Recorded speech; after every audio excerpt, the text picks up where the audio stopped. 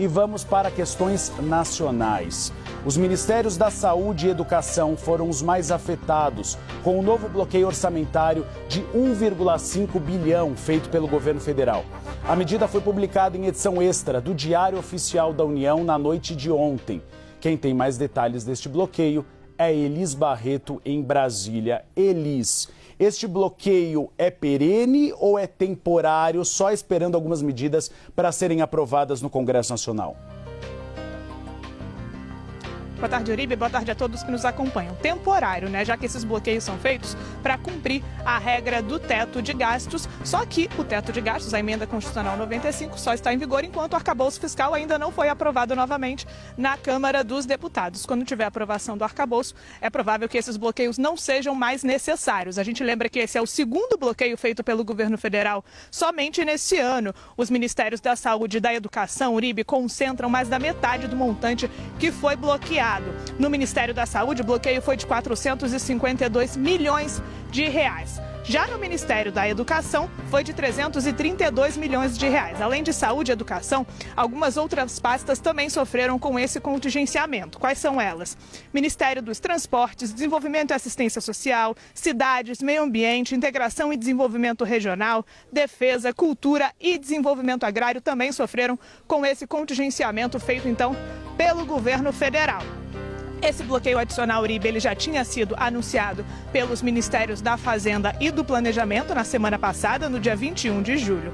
Em maio, o governo federal fez o primeiro bloqueio. Ele foi no valor de 1,7 bilhão de reais. E as pastas mais atingidas tinham sido Cidades, Transportes, Desenvolvimento Social, Família e Combate à Fome. No caso, em maio, Saúde e Educação foram poupadas, então, desse bloqueio feito pelo governo. Vale lembrar que esses 3,2 bilhões de reais, contingenciados, eles foram bloqueados para o governo cumprir a regra do teto de gastos, como a gente falava aqui no início do nosso link, né? E eles são feitos também em despesas discricionárias, são aquelas despesas ali que o governo pode flexibilizar e escolher onde e como vai gastar. Esses bloqueios, a gente lembra, foram feitos para cumprir a regra do teto de gastos, enquanto a Câmara não analisa novamente o projeto do arcabouço fiscal. A gente lembra que o arcabouço foi aprovado na Câmara, foi aprovado no Senado Federal também, mas com algumas alterações, e por isso ele tem que ser votado novamente na Câmara dos Deputados antes de ir para a sanção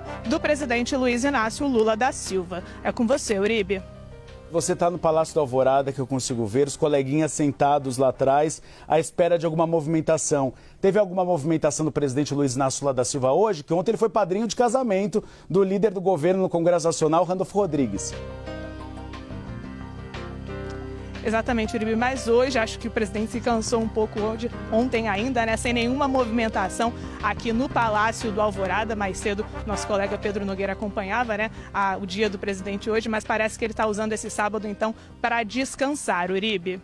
Obrigado, Elisa. Eu soube que a pista de dança foi bastante animada. Renata Agostini, que também apavora nas pistas de dança a todos os casamentos que comparece. Renata, primeiro, boa tarde. Estamos falando do arcabouço fiscal, porque esse contingenciamento está ligado à possibilidade de aprovação. Como está a negociação no Congresso Nacional? Você acredita que conseguem aprovar já logo nessa primeira quinzena de agosto?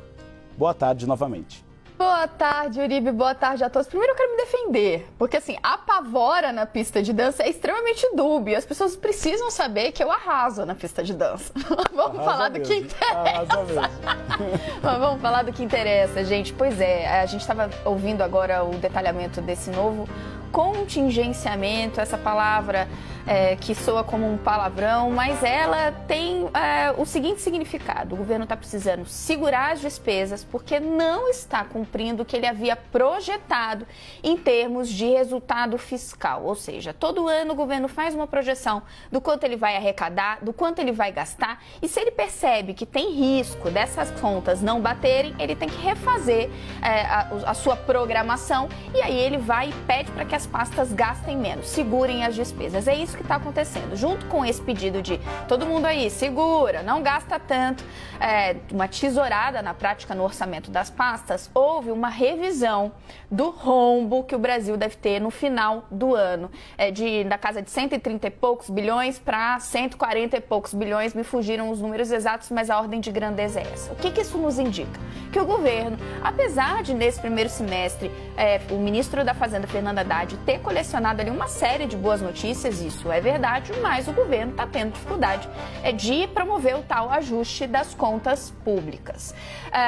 Aí, como que a gente conecta essa história com a aprovação do marco fiscal? Veja, o novo arcabouço fiscal, que vai substituir a regra do teto de gastos, ele também impõe alguns limitadores para o avanço das despesas, ainda que ele dê mais flexibilidade para gastos e investimentos.